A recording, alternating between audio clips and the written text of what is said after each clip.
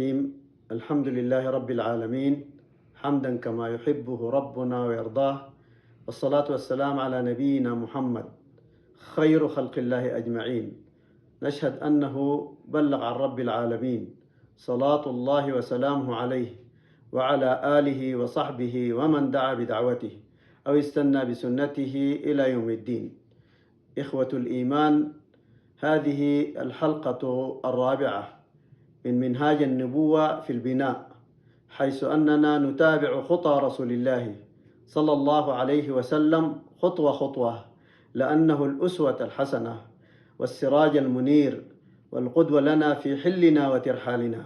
نحن في هذه الحلقة سنذهب إلى غار حراء، حيث نقف عند غار حراء.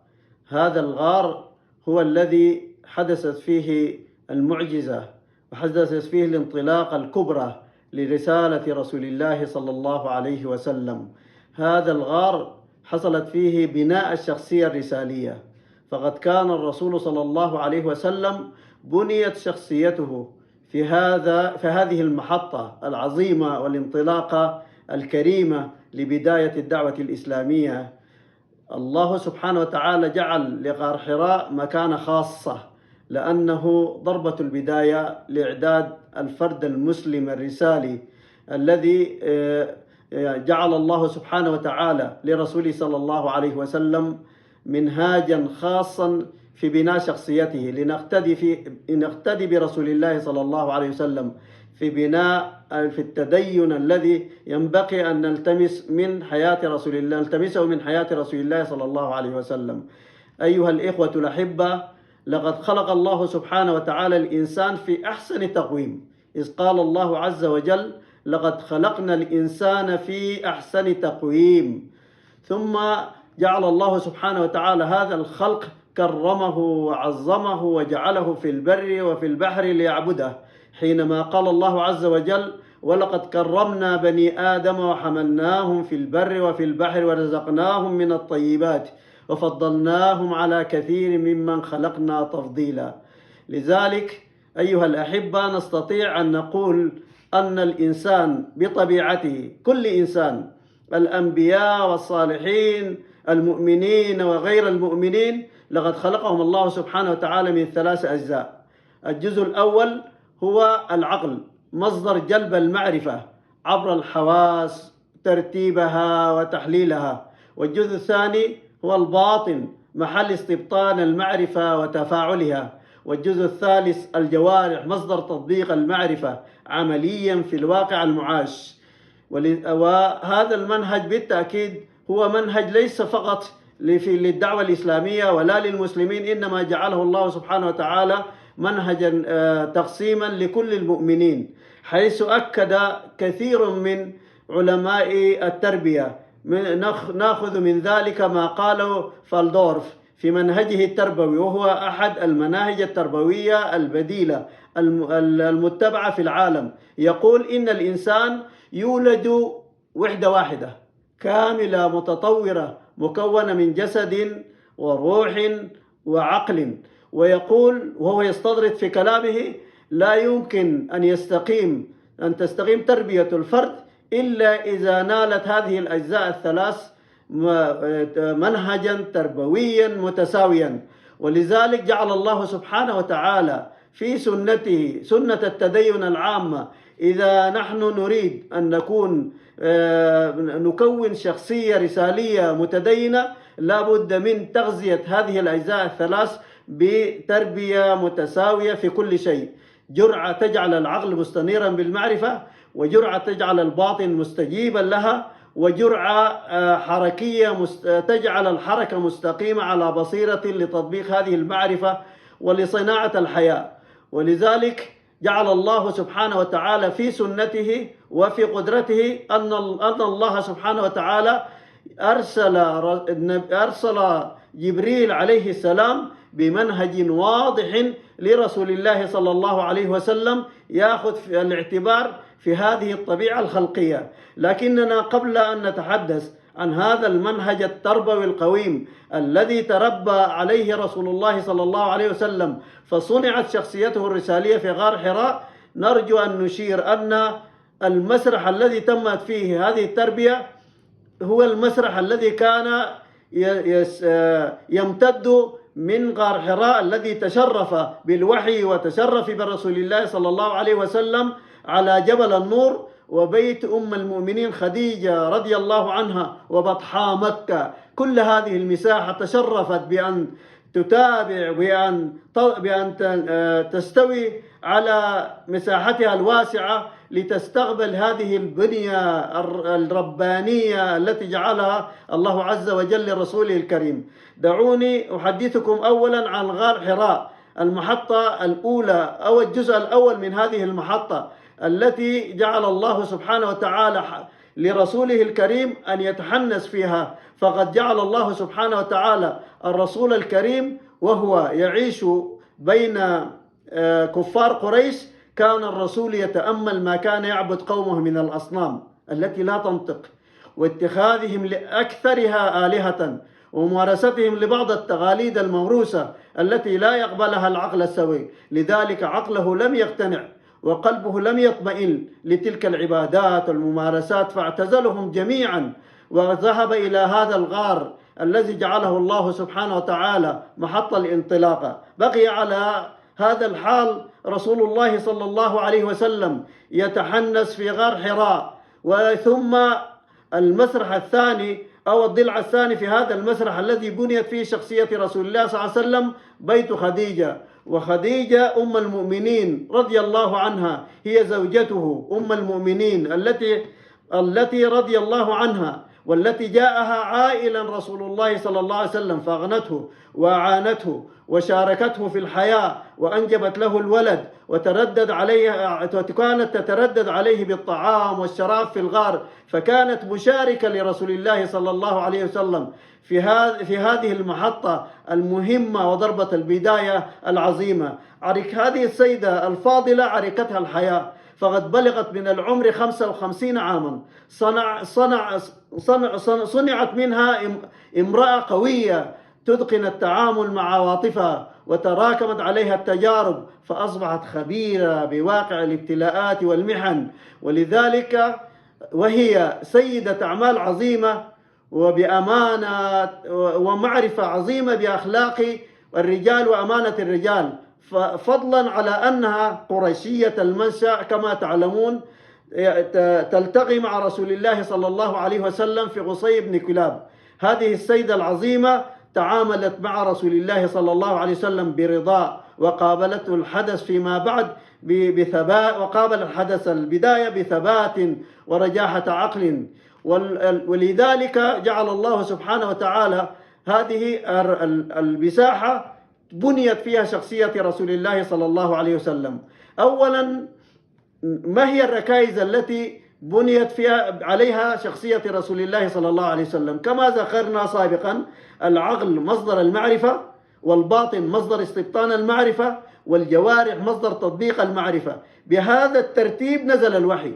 فقد نزل أول ما نزل على رسول الله صلى الله عليه وسلم وهو يتحنس أمر متصل ببناء العقل للمعرفة، إذ قالت السيدة عائشة رضي الله عنها تحكي عن رسول الله صلى الله عليه وسلم حيث نزل الوحي في غار حراء، وأخذ رسول الله صلى الله عليه وسلم فقال الرسول صلى الله عليه وسلم عندما نزل الوحي قال لرسول الله صلى الله عليه وسلم اقرأ.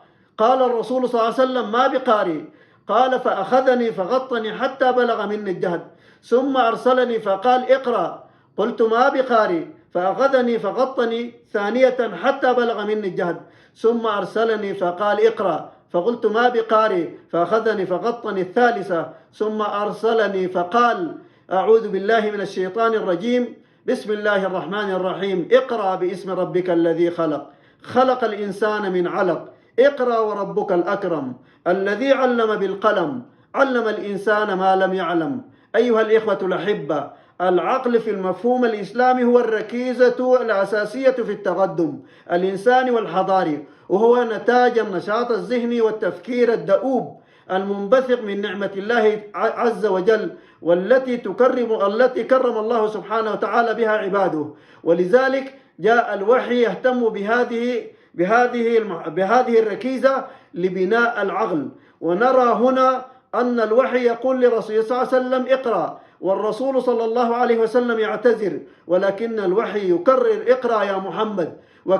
مما يدل على أن هذه الركيزة وبناء العقل بالمعرفة أمر ضروري لبناء الشخصية الرسالية. وعندما اعترض رسول الله صلى الله عليه وسلم واعتذر بأنه لا يستطيع القراءة، جاءت حجة منطقية لرسول الله صلى الله عليه وسلم: لا بد أن أقرأ. يا محمد، إن كنت الآن غيمت نفسك أنك لا تستطيع أن تقرأ، ارجع قليلا. كنت نطفة، من الذي خلقها؟ ثم من الذي جعلها مضغة؟ من الذي ركب عظامها؟ من الذي كساها لحمة؟ من الذي بعث فيها الروح؟ إن كان كل ذلك وراه القدرة الإلهية، اذهب يا محمد واعتمد باسم الذي فعل ذلك كله، وخذ القلم ستتعلم. اقرأ باسم ربك الذي خلق، خلق الإنسان من علق. اقرأ وربك الأكرم الذي علم بالقلم، علم الإنسان ما لم يعلم. وبهذا الترتيب والمنطق جعل الله سبحانه وتعالى صياغة العقل بالمعرفة وصياغة العقل للتفكر أمر أساسي بدأ به رسول الله صلى الله عليه وسلم، وأمر لا بد أن نبدأ به نحن كذلك إذا أردنا أن نصنع شخصية متوازنة في التدين. والركيزة الثانية جاءت لتكمل البناء كما ذكرنا في تقسيم الإنسان، وهي ركيزة متصلة ببناء الروح. إذ جاء الوحي فقال والرسول صلى الله عليه وسلم ذهب من شدة الروع ومن شدة ما شاهد وهو يقابل خديجة: زملوني زملوني زملوني زملوني. فوقفت خديجة بحكمتها وبرياحة عقلها وبعظم تجربتها، فقالت لرسول الله صلى الله عليه وسلم: إنك الشخصية التي عاشرتها بصفاتها وبكمال بشريتها لا يمكن أن يكون ما أصابك أمر غير عادي، إنما يكون أمر متصل بالحكمة ومتصل بالله عز وجل. وذهبت إلى عمها ثم عرفت أن ما جاء إلى رسول الله صلى الله عليه وسلم أمر متصل بالله سبحانه وتعالى. فلحقه الوحي بالجرعة الثانية وهي بناء الباطن: يا أيها المزمل، يا أيها المتغطي، قم يا أيها المزمل، قم الليل إلا قليلا، نصفه وينقص منه قليلا، أو زد عليه ورتل القرآن ترتيلا. لماذا هذا البرنامج المكثف الباطني، قيام الليل ثم تلاوة القرآن؟ لأن المعاني المعنوية من الإخلاص والتجرد والإنابة ومراقبة الله عز وجل لا تأتي صدفة، إنما تبنى بنيانا عندما نكثر تلاوة القرآن، وعندما نقيم الليل نبني هذه المعاني بدواخل في ميدان النفس البشرية. ولذلك جاء الوحي في المحطة الثانية ليبني الباطن رسول الله صلى الله عليه وسلم. وما أن اكتمل هذا الأمر إلا جاء الوحي مرة أخرى، والرسول صلى الله عليه وسلم يقول: دثروني دثروني. فنزل الوحي ليقول لرسول الله صلى الله عليه وسلم: يا محمد، يا أيها المتغطي، أنت في كنف الخالق، أنت في جلال الله، قم لتصنع على عين لله عز وجل. لا تنام، لا تنام، لا تنام، رعاية الله التي لا تنقطع. قم يا محمد، الله اختارك من بين البشرية لإنقاذها. قم يا محمد لإخراج الناس من الظلمات الجاهلية إلى عدالة الإسلام. قل يا محمد لتكمل البناء الرباني فتجهز لمسؤولية كبيرة عظيمة، والله سبحانه وتعالى يناديه بذلك. جاءت المحطة الثالثة والأخيرة لتكمل البناء الذي أشرنا إليه: بناء العقل، بناء الروح، ثم جاء البناء الثالث وهو الركيزة الثالثة، البناء الحركي، ليتحرك رسول الله صلى الله عليه وسلم بعد اكتمل عقله بالبناء المعرفي واكتملت باطنه بجوانب الإخلاص والتجرد، المعاني المعنوية. فجاء القرآن، جاء الوحي بالقرآن ليقول لرسول الله صلى الله عليه وسلم: يا أيها المتغطي مرة أخرى، قم، يا أيها المدثر، قم فأنذر وربك فكبر وثيابك فطهر والرجز فاهجر ولا تمنن تستكثر ولربك فاصبر.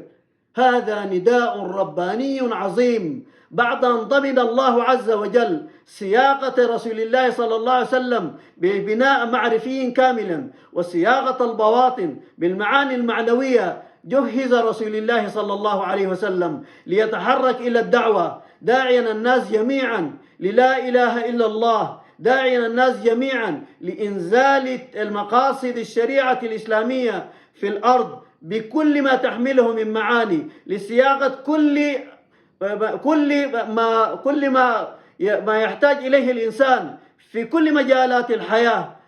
الله سبحانه وتعالى قم يا محمد، وقام رسول الله صلى الله عليه وسلم ولم يقعد. يا أيها المدثر قم. قام رسول الله صلى الله عليه وسلم، ولكنه أمر قبل أن يتحرك أن يوحد الله عز وجل، لأن بدون توحيد الله سبحانه وتعالى لا تسلم الحياة ولا يمكن أن يسلم الإنسان وجهه لله سبحانه وتعالى. فبالتكبير العلوي بأن يلجأ الإنسان إلى الله عز وجل فيعتقد أنه كبير فوق كل كبير يعتقد فيه الناس.